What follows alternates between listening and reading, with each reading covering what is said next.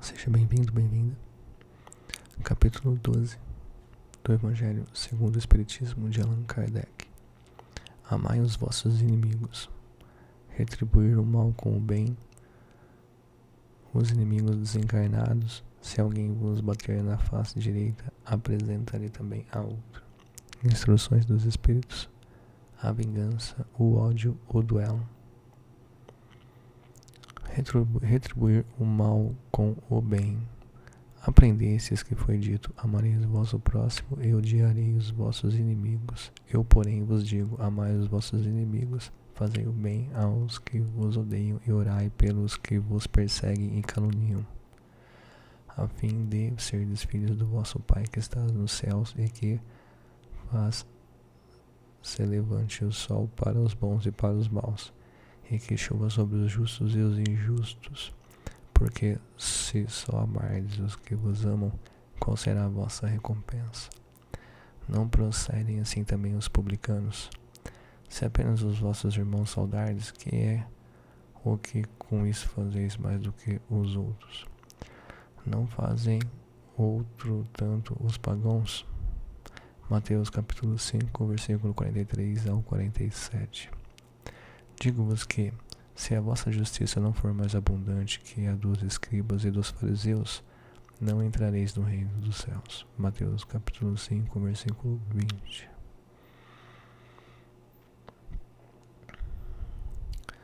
Se somente amardes os que vos amam, que mérito se vos reconhecerá? Uma vez que as pessoas de má vida também amam os que as amam? Se o bem somente o fizerdes ao que vô-lo fazem, que mérito se vos reconhecerá, dado que o mesmo faz a gente de má vida? Se só emprestardes àqueles de quem possais esperar o mesmo favor, que mérito se vos reconhecerá quando as pessoas de má vida se entreajudam dessa maneira para oferecer a mesma vantagem?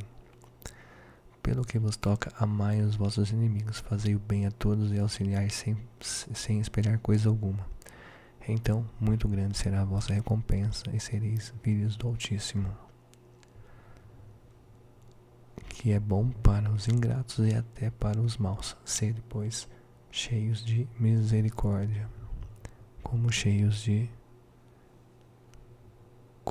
de misericórdia o vosso Deus. Lucas capítulo 6, versículo 32 ao 36.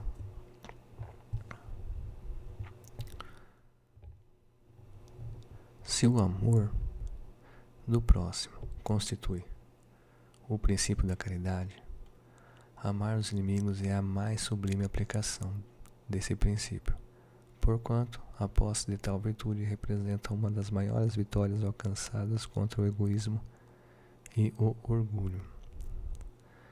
Entretanto, há geralmente equívoco no tocante ao sentido da palavra amar.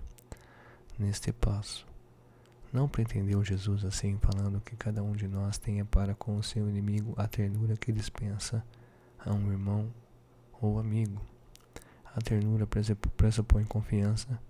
Ora, ninguém pode depositar confiança numa pessoa sabendo que esta lhe quer mal. Ninguém pode ter para com ela expansões de amizade, sabendo-a capaz de abusar dessa atitude. Entre pessoas que desconfiam uma das outras, não pode haver essas manifestações de simpatia que existem entre as que comungam nas mesmas ideias. Enfim, ninguém pode sentir em estar com um inimigo prazer igual ao que sente na companhia de um amigo. A diversidade na maneira de sentir nessas duas circunstâncias diferentes resulta mesmo de uma lei física e da assimilação e da repulsão dos fluidos. O pensamento malévolo determina uma corrente fluídica que impressiona penosamente. O pensamento benévolo nos envolve num agradável eflúvio. Daí a diferença das sensações que se experimenta, a aproximação de um amigo ou de um inimigo. Amar os inimigos não pode, pois, significar que não se deva estabelecer diferença alguma entre eles e os amigos. Se este preceito parece ser difícil, prática Impossível mesmo é apenas por entender-se falsamente que ele manda ceder no coração. Assim ao amigo, como ao inimigo, o mesmo lugar. Uma vez que a pobreza da linguagem humana obriga a que nos sirvamos do mesmo termo para exprimir matrizes diversas de um sentimento, a razão cabe estabelecer as diferenças conforme os casos. Amar os inimigos não é, portanto, ter-lhes uma afeição que não está na natureza, visto que o contato de um inimigo nos faz bater o coração de modo muito diverso do seu bater ao contato de um amigo.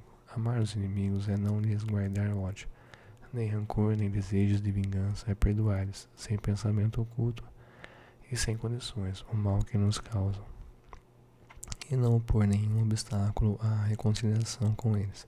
É desejar-lhes o bem e não o mal. É experimentar o júbilo em vez de pesar com o bem que lhes advém. É socorrê-los em se apresentando ocasião. É abster-se, quer por palavras, quer por atos, de tudo que possa prejudicar. É finalmente retribuir sempre o mal com o bem, sem a intenção de os humilhar. Quem assim procede preenche as condições do mandamento. Amai os vossos inimigos. Amar os inimigos é para o incrédulo um contrassenso. Aquele para quem a vida presente é tudo, vê no seu inimigo um ser nocivo.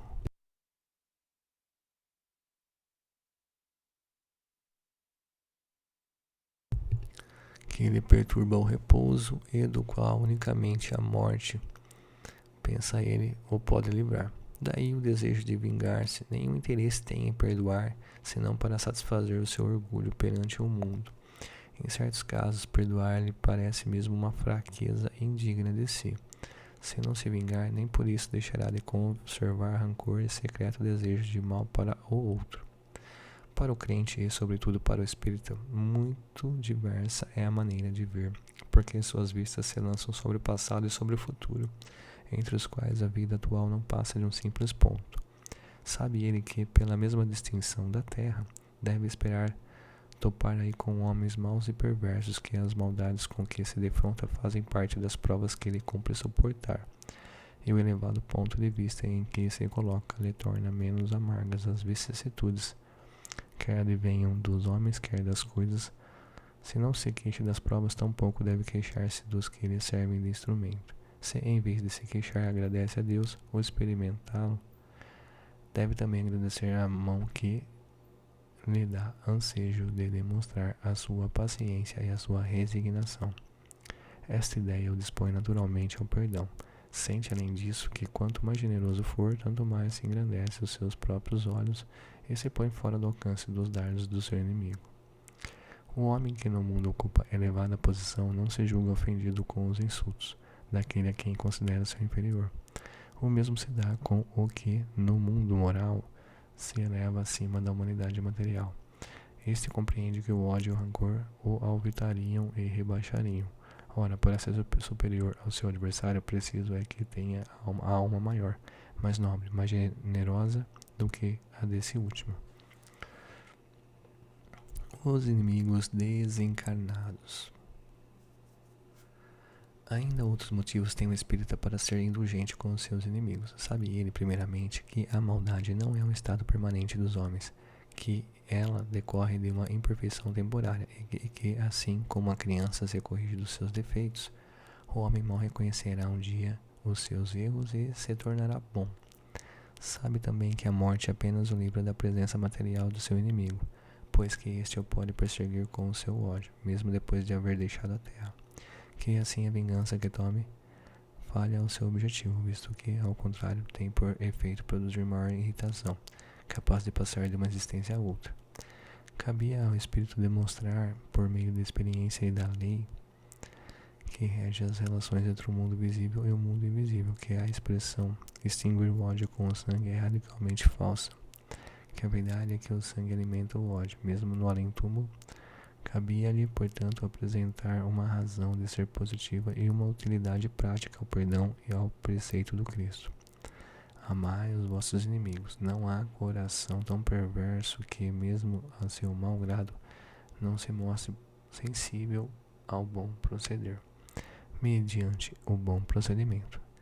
Tira-se, pelo menos, todo o pretexto e represálias, podendo-se até fazer de um inimigo um amigo, antes e depois de sua morte. Com um mau proceder, o homem irrita o seu inimigo, que então se constitui instrumento de que a justiça de Deus se serve para punir aquele que não perdoou. Pode-se, portanto, contar inimigos assim entre os encarnados como entre os desencarnados. Os inimigos do mundo invisível manifestam sua malevolência pelas obsessões e subjugações com que tanta gente se vê a braços e que representam um gênero de provações, as quais, como as outras, concorrem para o adiantamento do ser, que por isso as deve receber com resignação e como consequência da natureza inferior do globo terrestre. Se não houvesse homens maus na terra, não haveria espíritos maus ao seu redor. Se, consequentemente, se deve usar de benevolência com os inimigos encarnados, do mesmo modo se deve proceder com relação aos que se acham desencarnados. Outrora sacrificavam-se vítimas sangrentas para aplacar os deuses infernais, que não eram senão os maus espíritos. Aos deuses infernais sucederam os demônios, que são a mesma coisa. O Espiritismo demonstra que esses demônios mais não são do que as almas dos homens perversos que ainda se não despojaram dos instintos materiais, que ninguém logra aplacá-los senão mediante o sacrifício do ódio existente, isto é, pela caridade, que esta não tem por efeito unicamente impedi-los de praticar o mal, e sim também o de reconduzi-los ao caminho do bem, e de contribuir para a salvação deles. É assim que o mandamento amai os vossos inimigos não se circunscreve ao âmbito acanhado da terra e da vida presente. Antes faz parte da grande lei da solidariedade e da fraternidade universais. Se alguém vos bater na face direita, apresentai também a outro. Aprendestes que foi dito, olho por olho e dente por dente. Eu, porém, vos digo que não resistais ao mal que vos queiram fazer. Que se julguem vos bater na face direita, lhes apresenteis também a outra. E que se alguém quiser pleitear contra vós, para vos tomar a túnica também lhe entregueis o manto.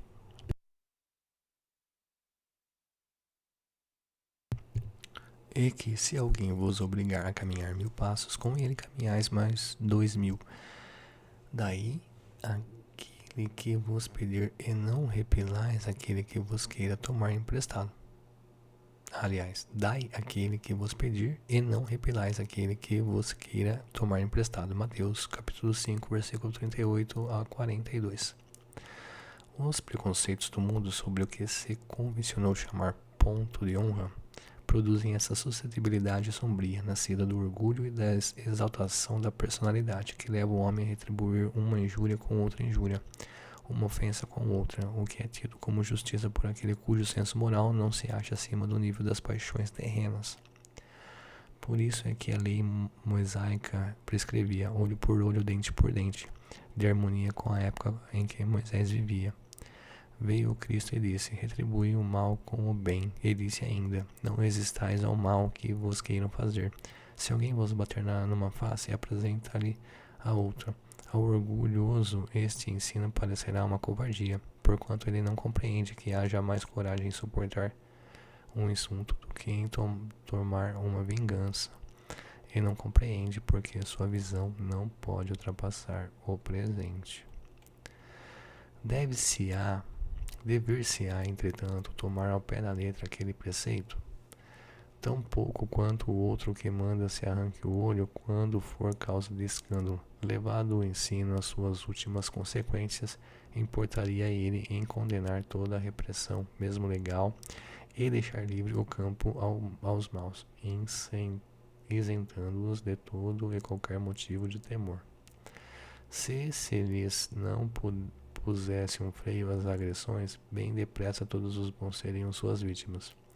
O próprio instinto de conservação, que é uma lei da natureza, obsta a que alguém estenda o pescoço ao assassino. Enunciando, pois, aquela máxima, não pretendeu Jesus interdizer toda a defesa, mas condenar a vingança. Tá. Então não é que não é pra ficar exposto, a gente tem que se defender, mas sem querer se vingar. Mas também não deixar o outro fazer o que quer. Entendi. Vamos seguir aqui. Dizendo que apresentemos a outra face, aquele que nos... É meio complicado isso aí, né? Se defender, como que a pessoa vai se defender? Vai se defender do jeito que pode. Bom, aí cabe cada contexto. Dizendo que apresentemos a outra face àquele que nos haja batido numa, disse sob a outra forma, que não se deve pagar o mal com o mal, que o homem deve aceitar com humildade tudo que seja de molde e lhe abater o orgulho, que maior glória lhe advém de ser ofendido do que de ofender, de suportar pacientemente uma injustiça do que de praticar alguma, que mais vale ser enganado do que enganador, arruinado do que arruinar aos outros. É, ao mesmo tempo, a condenação do duelo, que não passa de uma manifestação de orgulho. Somente a fé na vida futura e na justiça de Deus, que jamais deixa impune o mal, pode dar ao homem forças para suportar com paciência os golpes que lhe sejam desferidos nos interesses e no amor próprio. Daí vem o repetirmos incessantemente. Lançai para diante o olhar. Quanto mais vos levardes pelo pensamento acima da vida material, tanto menos vos magoarão as coisas da terra. Instruções dos Espíritos. A vingança. A vingança é um dos últimos remanescentes dos costumes bárbaros que tendem a desaparecer dentre os homens. É como o duelo, um dos derradeiros vestígios dos hábitos selvagens sob cujos guantes se debatia a humanidade. No começo da era cristã, razão porque a vingança constitui indício certo do estado de atraso dos homens que a ela se dão e dos espíritos que ainda as inspirem. Portanto, meus amigos, nunca esse sentimento deve fazer vibrar o coração de quem quer que se diga e proclame espírita. Vingar-se é, bem o sabeis, tão contrário àquela prescrição do Cristo. Perdoai os vossos inimigos, que aquele que se nega a perdoar não somente não é espírita, como também não é cristão. A vingança é uma inspiração tanto mais funesta quanto tem por companheiras assíduas a falsidade e a baixeza. Com efeito, aquele que se entrega a essa fatal e cega paixão quase nunca se vinga a céu aberto. Quando a ele, o mais forte, cai, qual fera sobre o outro e a quem chama seu inimigo, desde que a presença desse último lhe inflame a paixão, a cólera, o ódio. Porém, as mais das vezes assume aparências hipócritas, ocultando nas profundezas do coração os maus sentimentos que o animam. Toma caminhos escusos, segue na sombra um inimigo que de nada desconfia e espera um momento azado para, sem perigo, feri-lo. Esconde-se do outro, espreitando de contínuo, prepara-lhe odiosas armadilhas e, em sendo propícia a ocasião, derrama-lhe no copo o veneno. Quando seu ódio não chega a tais extremos, ataca-o então na honra e nas afeições. Não recua diante da calúnia e suas pérfidas insinuações, habilmente espalhadas a todos os ventos. Se vão avolumando pelo caminho, em consequência, quando o perseguido se apresenta nos lugares por onde passou o sopro do perseguidor, espanta-se de dar com semblantes frios em vez de fisionomias amigas e benevolentes que outrora o acolhiam. Fica estupefato em vez de fisionomias amigas e benevolentes que outrora o acolhiam. Fica estupefato quando mãos que se lhe estendiam agora se recusam a apertar as suas. Enfim, sente-se aniquilado ao verificar que os seus mais caros amigos e parentes se afastam e o evitam. O covarde que se vinga assim 100 vezes mais culpado do que o que enfrenta o seu inimigo e o insulta em plena face. A fofoca, né? Caraca, a língua é uma navalha. Impressionante, parece coisa de filme de terror. Fora, pois, com esses costumes selvagens, fora com esses processos de outros tempos, todo espírita que ainda hoje pretendesse ter o direito de vingar-se seria indigno de figurar por mais tempo na falange que tem como divisa: sem caridade não há salvação. Mas não posso deter-me a pensar que um membro da grande família espírita ouse jamais, de futuro, ceder ao impulso da vingança, senão para perdoar. Júlio Oliver, Paris, 1862. O ódio. Amai-vos uns aos outros e serei felizes. Tomai sobretudo o peito amar os que vos inspiram indiferença, o ódio ou desprezo. O Cristo que deveis considerar modelo deu-vos o exemplo desse devotamento. Missionário do amor, ele amou até dar o sangue e a vida por amor. Penoso vos é o sacrifício de amardes os que vos ultrajam e perseguem. Mas precisamente que esse sacrifício é que vos torna superiores a eles. Se os odiasseis como vos odeiam, não valeríeis mais do que eles. Amá-los é a hóstia imácula que ofereceis a Deus na ara dos vossos corações. Hóstia de agradável aroma e cujo perfume lhe sobe até o seio. Se bem a lei de amor mande que cada um ame indistintamente a todos os seus irmãos, ele não couraça o coração contra os maus procederes. Esta é, ao contrário, a prova mais angustiosa, e eu o sei bem, porquanto durante a minha última existência terrena experimentei essa tortura. Mas Deus lá está e pune nesta vida e na outra os que violam a lei de amor. Não esqueçais, meus queridos filhos, que o amor aproxima de Deus e a criatura e o ódio a distancia dele. Fénelon, Bordeaux, 1861. Duelo. Só é verdadeiro grande aquele que, considerando a vida uma viagem que o há de conduzir a determinado ponto, pouco caso faz das asperezas da jornada e não deixa que seus passos se desviem do caminho reto. Com o olhar constantemente dirigido para o termo a alcançar, nada lhe importa que as urzes e os espinhos ameaçam produzir arranhaduras. Umas e outros lhe roçam a epiderme sem o ferirem nem impedirem de prosseguir na caminhada. Expor seus dias para se vingar de uma injúria é recuar diante das provações da vida. É sempre um crime aos olhos de Deus. E se não fosseis como sois, iludidos pelos vossos prejuízos, tal coisa seria ridícula a uma suprema loucura aos olhos dos homens. Há crime no homicídio em duelo, a vossa própria legislação o reconhece.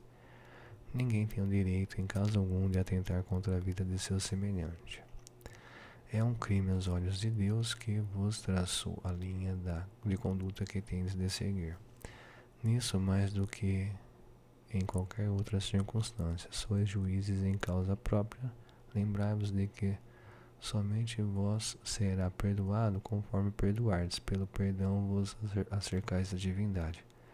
Pois a clemência é irmã do poder. Enquanto na terra correr uma gota de sangue humano, vertida pela mão de homens, o verdadeiro reino de Deus ainda não se terá implantado aí. Reino de paz e de amor, que há de banir para sempre o vosso planeta e a animosidade, a discórdia e a guerra. Então a palavra duelo somente existirá na vossa linguagem como longínqua e vaga recordação de um passado que se foi. Nenhum outro antagonismo existirá entre os homens, afora a nobre rivalidade do bem. Adolfo, bispo de Arjão.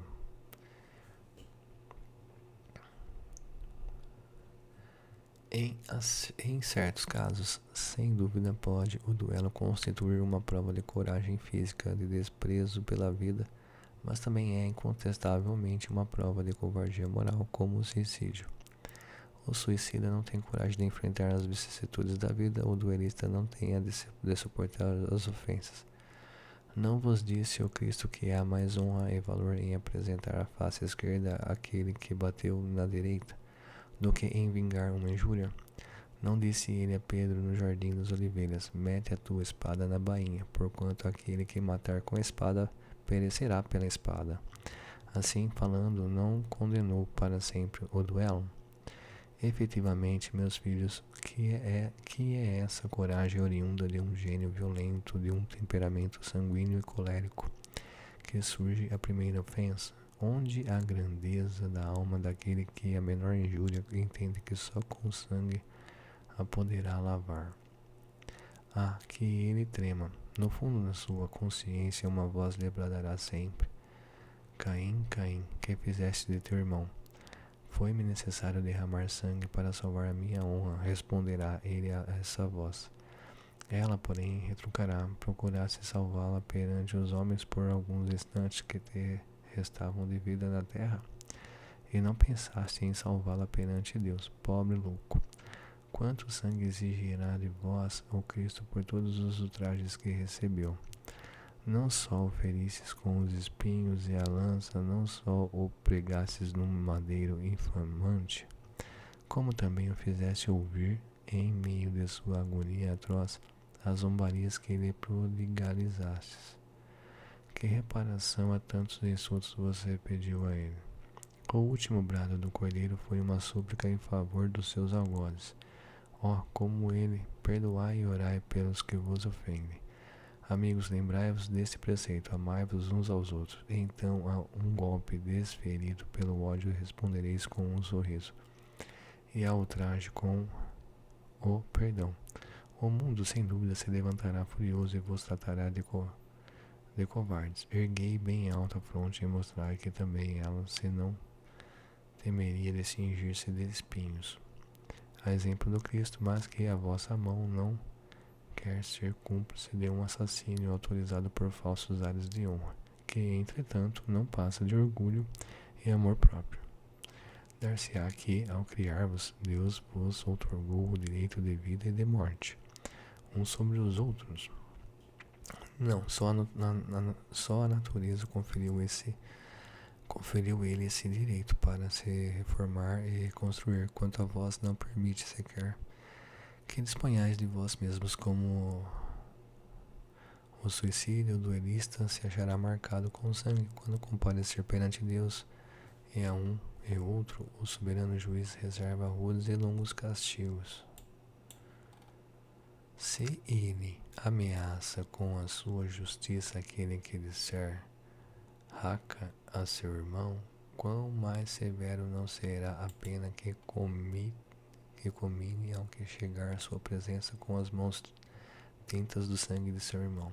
Santo Agostinho, Paris, 1862. O duelo, como o que outrora se denominava o juízo de Deus, é uma das instituições bárbaras que ainda regem a sociedade. Que diríeis, no entanto, se visseis dois adversários mergulhados em água fervente ou submetidos ao contato de um ferro em brasa, para ser dirimida a contenda entre eles, reconhecendo estar a razão com aquele que melhor sofresse a prova? Qualificareis de insensatos esses costumes? Não é exato. Qualificareis de insensatos esses costumes? Não é exato. Pois o duelo é coisa pior do que tudo isso. Para o duelista destro é um assassínio praticado a sangue frio, com toda a premeditação que possa haver, uma vez que ela está certa da eficácia do golpe que desfechará.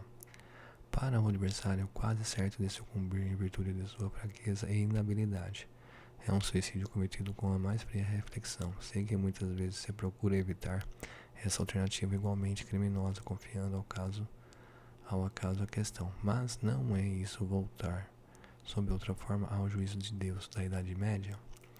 E nessa época infinitamente menor era a culpa. A própria denominação de juízo de Deus indica a fé ingênua. É verdade, porém, afinal, fé na justiça de Deus, que não podia conceder sucumbisse um inocente, ao passo que no duelo tudo se confia à força bruta, de tal sorte que não raro é o ofendido que sucumbe. O estúpido amor próprio tolo a vaidade e louco orgulho? Quando sereis substituídos pela caridade cristã, pelo amor do próximo e pela humildade que o Cristo exemplificou e preceitou? Só quando isso se der, desaparecerão esses preceitos monstruosos que ainda governam os homens e que as leis são impotentes para reprimir. Porque não basta interditar o mal e prescrever o bem, é preciso que o princípio do bem e o horror ao mal morem no coração do homem. Um espírito protetor ou Bordeaux, 1861. Que juízo farão de mim, costumais dizer, se eu recusar a reparação que se me exige, ou se não a reclamar de quem me ofendeu? Os loucos como vós, os homens atrasados, vos censurarão, mas os que se acham esclarecidos pelo facho do progresso intelectual e moral dirão que procedeis de acordo com a verdadeira sabedoria. Refleti um pouco, por motivo de uma palavra dita às vezes impensadamente ou inofensiva, vinda de um dos vossos irmãos. O vosso orgulho se sente ferido, respondeis de modo acre e daí uma provocação. Antes que chegue o momento decisivo, inquiris de vós mesmos se procedeis como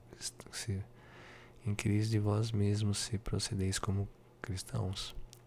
Que contas ficareis devendo à sociedade por a privardes de um de seus membros? Pensastes no remorso que vos assaltará por haverdes roubado a uma mulher o marido, a uma mãe o filho ao pai que lhe servia de amparo? Certamente o autor da ofensa deve uma reparação, porém não lhe será mais honroso dá-la espontaneamente, reconhecendo suas faltas, do que expor a vida daquele que tem o direito de se queixar. Quanto ao ofendido, convém em que algumas vezes, por ele achar-se gravemente ferido, ou em sua pessoa, ou nas dos que lhe são mais caros, não está em jogo somente o amor próprio, o coração se acha magoado, sofre. Mas, além de ser estúpido arriscar a vida lançando-se contra um miserável capaz de praticar infâmias, dar-se-á que, morto este, a afronta qualquer que seja, deixa de existir. Não é exato que o sangue derramado imprime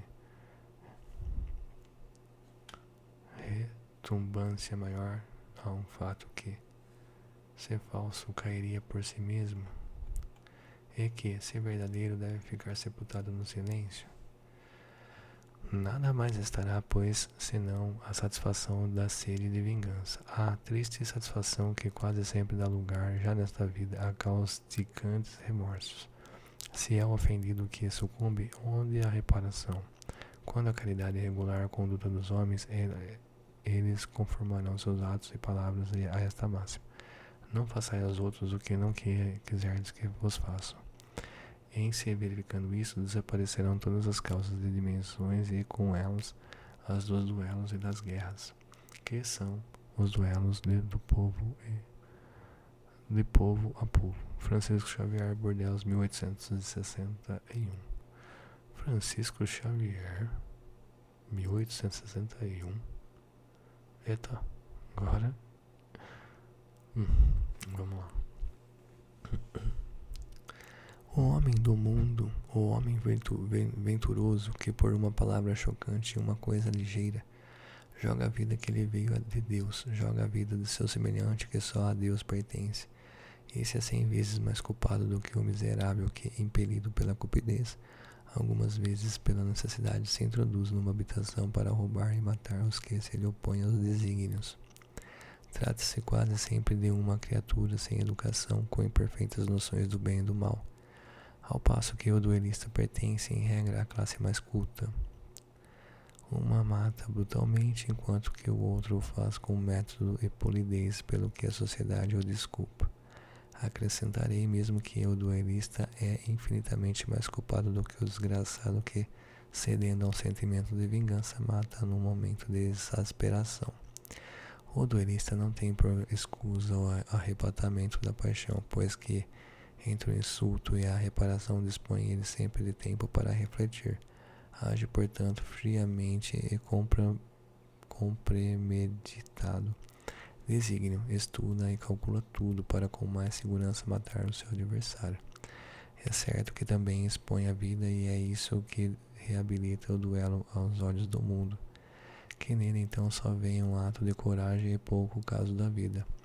mas haverá coragem da parte daquele que está seguro de si. O duelo remanescente dos tempos da barbárie, em os quais o direito do mais forte constitui a lei, desaparecerá por efeito de uma melhor apreciação do verdadeiro ponto de honra, e à medida que o homem for depositando fé mais viva na vida futura. Agostinho, Bordeaux, 1861. Nota: os duelos se vão tornando cada vez mais raros e de tempos em tempos alguns de tão dolorosos exemplos se dão, o número deles não se pode comparar com o dos que ocorriam outrora. Antigamente o homem não saía de casa sem prever um encontro, pelo que tomava sempre as necessárias precauções. Um sinal característico dos costumes do tempo e dos povos e nos depara no porte habitual, ostensivo ou oculto, as armas ofensivas ou defensivas.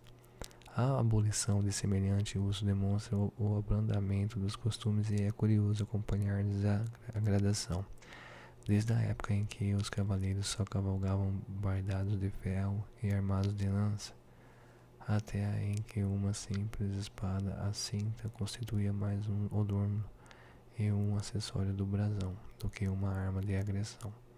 Outro indício da modificação dos costumes está em que outrora os combates singulares se empenhavam em plena rua diante da turba, que se afastava para deixar livre o campo aos combatentes, ao passo que esses hoje se ocultam presentemente da morte de um homem, e é acontecimento que causa emoção, enquanto que nos tempos ninguém dava atenção a isso. O espiritismo apagará esses últimos vestígios da barbárie, incutindo nos homens o espírito da caridade e da fraternidade. Ok, então encerrando aqui o capítulo 12 do Livro dos Espíritos. Até a próxima.